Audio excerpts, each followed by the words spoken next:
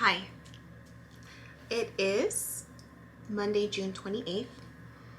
I just got home from San Francisco and I just wanted to follow up on what the rest of the week looked like and what's gonna happen next. So, continue to spend time with this loved one, and it continued to be, the magic level kept escalating. I ended up calling her my Hada Madrina de San Francisco, my fairy godmother of San Francisco, because she was just making each experience that much more magical for me and continuously reminding me of how in love I was with the city way back when. I had forgotten how much I longed to be in the city and this pull for the city. And you know, yeah, and wondering if I could make it, on my own. And she took me hiking, and it was wonderful just being able to walk to different places. We drove to that location but then walked, and just being so close to nature, the beach, and the city and the people and the community and the culture. It was wonderful. And along that trail on the way back, I see one dandelion in the road, and I'm just like, a dandelion? And she's like, it's the only one. I'm like, yeah, it's the only one. And so there's this excitement in me. It felt like it was just validation, right? Validation for my wishes coming true. And so there's that synchronicity. Later that day, not that same day actually, it was the day before, when I talk about, I think in the previous video I talk about the plans, right, that she's gonna take me to see the wave organ, I think it's what it's called. And so before that, it happened to be the full moon in Capricorn. And so there's this online community called Lunada de la Raza, and it's Pride Month, so it was called Lunada Pride. And it's this platform for Latinos to have poets and artists and writers, musicians perform, and for the collective, right, for the community.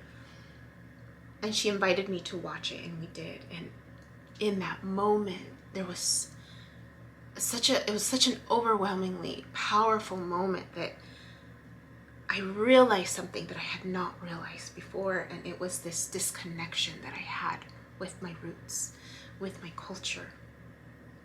Because for some of us, right, I've mentioned it before, that I didn't grow up your typical Hispanic or Latina or, Chicana label, right?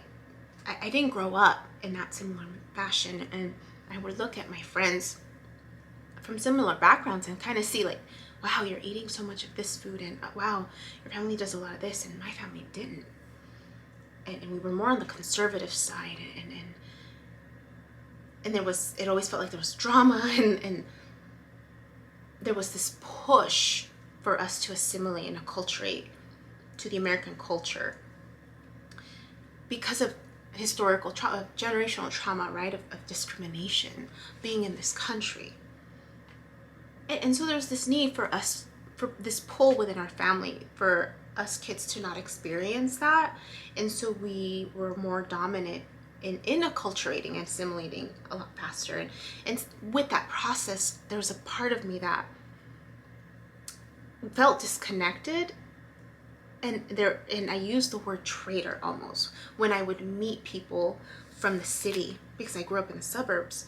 So I would there was this distinction of, you're different, you might look like me, maybe even that was like a maybe, because I'm very fair skinned, and so I would get judged for not being darker when I would go to Mexico, and judged for, I don't think my Spanish was that broken, but it was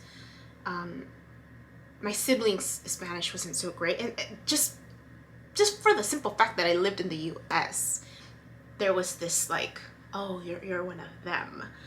And then here, sometimes, depending on my community, like, well, when I would meet people of downtown LA or surrounding cities and they found out that I'm Hispanic, there was like always this question, like I always felt judged because I would say Hispanic instead of Chicana or Latina.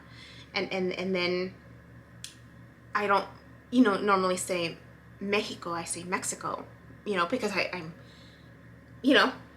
it's interesting. And for me, I never really paid too much sense to it or attention to it because it always felt like I know who I am and it's okay if I don't say Mexico when I'm talking in English, speaking English. I choose to say Mexico. This Mexico, right? But there was always this sense of like feeling like a traitor almost because I wasn't engaged in the activism part of equal rights or brown pride and Latina pride or just certain roles of possible advocacy that I could go through and not really diving in like some of my peers, right? And so when I'm listening to this music and I'm listening to these poets and writers and authors and some of them well known, most of them well known, and just not realizing that they're well known in this community, right? Because I'm that disconnected. Like I didn't grow up that way. Whereas my loved one did. She was in that movement and it was very much in a part of her foundation. And she's teaching me all of this and I'm fascinated by it and I want to know more. I want to connect. And I didn't realize that need for me to connect with this community in a different way than I've had before. I didn't realize it was something I needed to explore further, right? So I get emotional with this musician who's performing Juan Gabriel song. Such a beautiful voice. I need to find his name and I'll probably include it in the description box below, but I'm brought to tears and I look up and I'm looking outside the window. I'm seeing the clouds pass by so quickly because it's windy. And there's this sense of like, wow, what a beautiful moment that I'm experiencing in these tears, in this sorrow, in this grief of recognizing I'm disconnected and at the same time this mixed emotion of wow, I'm going to be able to reconnect because of the decision that I've made to move here.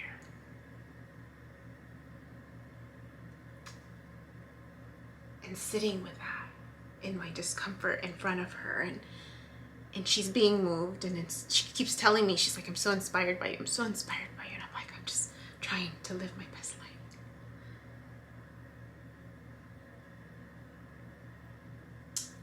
And so it was a beautiful experience. We go to, so that was the night before and so anyways, so it's the following day and it continues to get better, and it just continues to get better. And then realizing I need to tell Hannah, right? I need to tell Hannah that I'm moving. And I'm making this choice to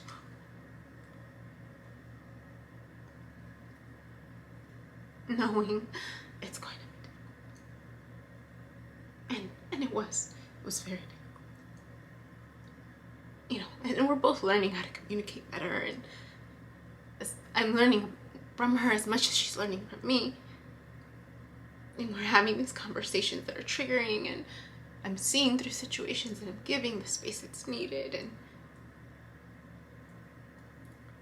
realizing, right, that I have a choice. I have a choice to stand. And I think deep down there was this need or this curiosity to explore what it would be like to nurture someone. I don't have children, But I don't know why. I think because we share so much in common, and in certain parts of our lives of upbringing where we had substitute parents, and to a certain degree we were teaching each other. And I knew that this was going to trigger. And it's challenging for me to speak up. And of course I didn't do my spread. So fortunately the universe provides, right? And so MJ came through, and todo con un aire, everything with a whiff of truth. But it's resonating to my situation. And the realization that, again, it's just a cycle repeating. And I realized what her purpose was in my life. If it weren't for her, I wouldn't have gone to San Francisco. And I wouldn't have had this experience with my loved one. And I wouldn't have remembered how much I had desired to move to the city. And just this reigniting in within me about culture, and that was her purpose. Among other things, because, I mentioned that we continue to be mirrors for each other. And MJ kept talking about twin flame and this person that's gonna keep coming back. And I'm just like, I don't see anybody back. What I see back is the energy embodied in someone else of a similar lesson that continues to need to be mastered. Speak up, right? Just speak up. Speak my truth. Know that I have a choice to stay or go. To reclaim my power. And noticing that I was falling into the same patterns of overgiving.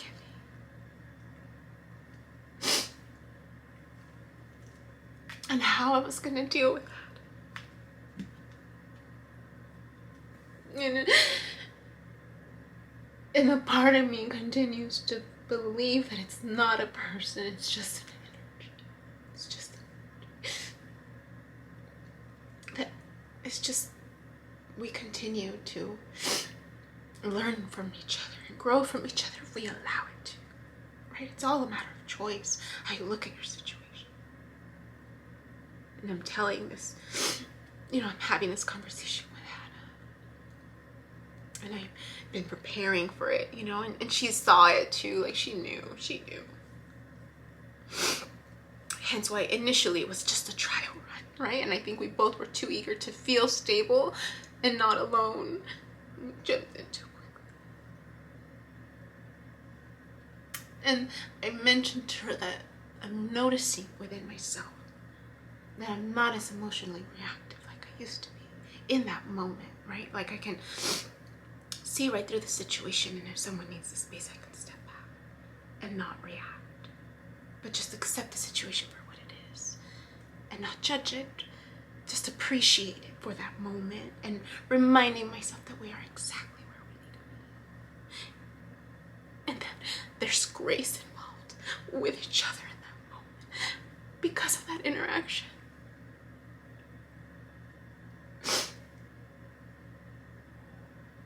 And so it was a challenging weekend in that respect of me learning how to speak up. Speak my truth about what my desires and what my wants are, right? Because I think one of the things was like, why didn't you voice it before? And I'm just like, I didn't know what I wanted before. I didn't know what I wanted before until now. And so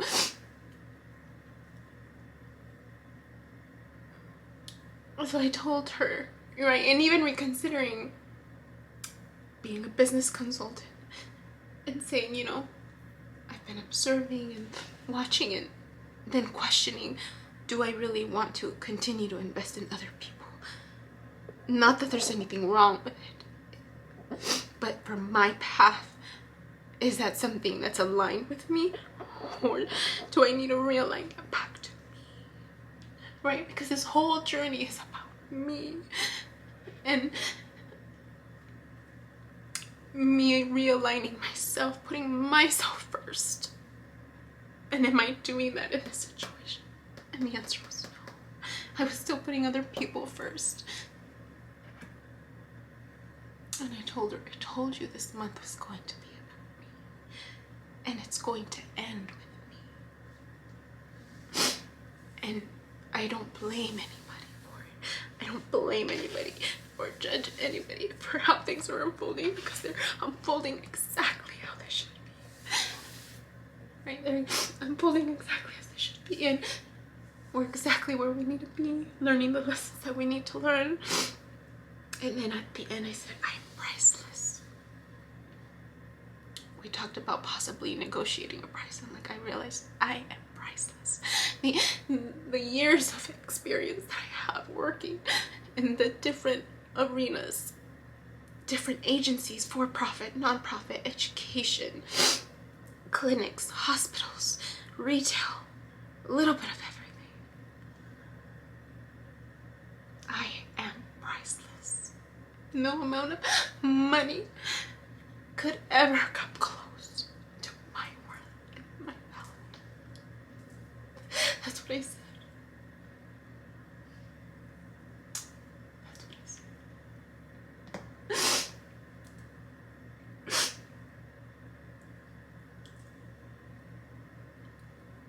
And this is what I want. And then we talked about commitments and, you know, giving 2 weeks notices. And I said, yeah, of course.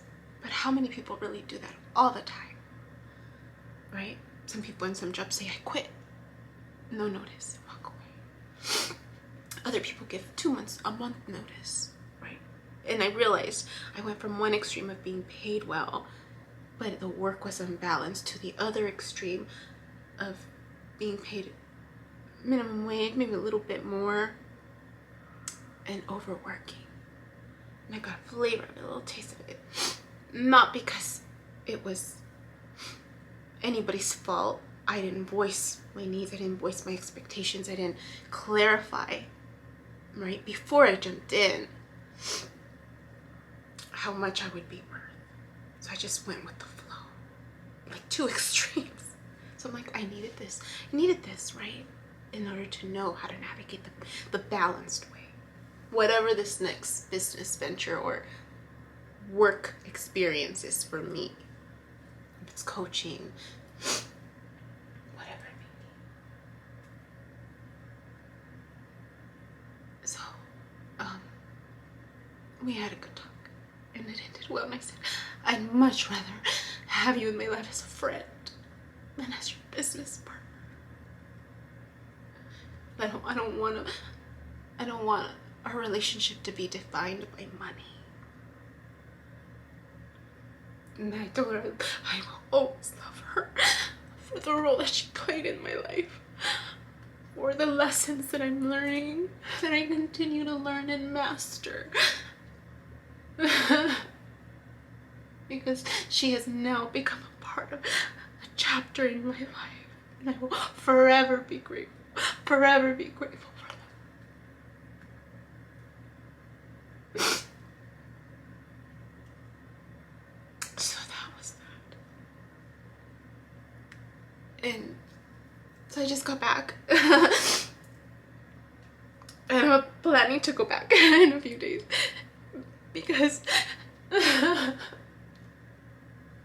so our last night we did markets, and my loved one reaches out and she sends me this text. She said, guess what? And her landlord reached out to her and said, I have an apartment that's I'm putting up. It's $1,700. If you know anybody who needs a place of their own. She immediately sent it to me, and I was just like, and she's like, it's aligning, everything's aligning for you. And I was just like, that's only $200 more than what I pay here for living in San Francisco. Fuck yeah, like I'm gonna definitely explore it. I'm not gonna say no to that opportunity.